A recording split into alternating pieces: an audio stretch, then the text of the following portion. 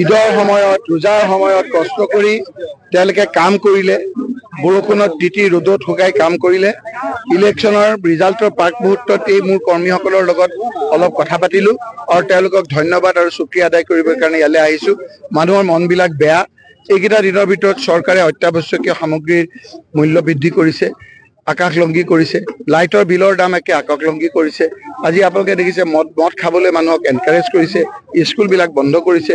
সেইকাৰণে চৰকাৰৰ ৰাইজৰ সমস্যাবিলাক পতাৰ কাৰণে আমি এই সভাখন আজি কৰিছিলোঁ আৰু চৰকাৰক দাবী জনাইছোঁ যে মদ খোৱা বৃদ্ধি কৰিবলৈ যিটো সিদ্ধান্ত লৈছে তাক আপোনালোকে বাতিল কৰক, স্কুলবিলাক খোলক, লাইটৰ বিলৰ বোজাটো ৰাইজক কমাই দিয়ক, অত্যাৱশ্যকীয় সামগ্ৰী বস্তুৰ দাম কমাই দিয়ক। মই 4 তাৰিখলৈকে ৰখিম।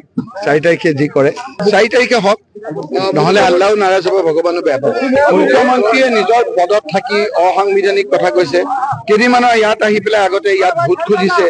এটা সাংবিধানিক পোষ্টত থাকি অসাংবিধানিক কথা কোৱাটো ইলেকশ্যন কমিশ্যন অফ ইণ্ডিয়াই ব্যৱস্থা গ্ৰহণ কৰিব লাগে আৰু তেওঁক এই বিষয়ে কৈফিয়ত তলব কৰিব লাগে যে এটা সংবিধানৰ পদত থাকি কিদৰে অসাংবিধানিক কথাবিলাক কয়। সেইকাৰণে শ্ৰমত কেছ মই ভাবোঁ যে ইলেকশ্যন কমিশ্যনে লৈ তেখেতক কৈফিয়ত তলব কৰিছে। মই আপোনালোকক যিখিনি কথা কৈছোঁ সেইখিনি মোৰ নিজস্ব কথা যে ইমিডিয়েটলি সেই বিষয়ে ব্যৱস্থা গ্ৰহণ কৰিব।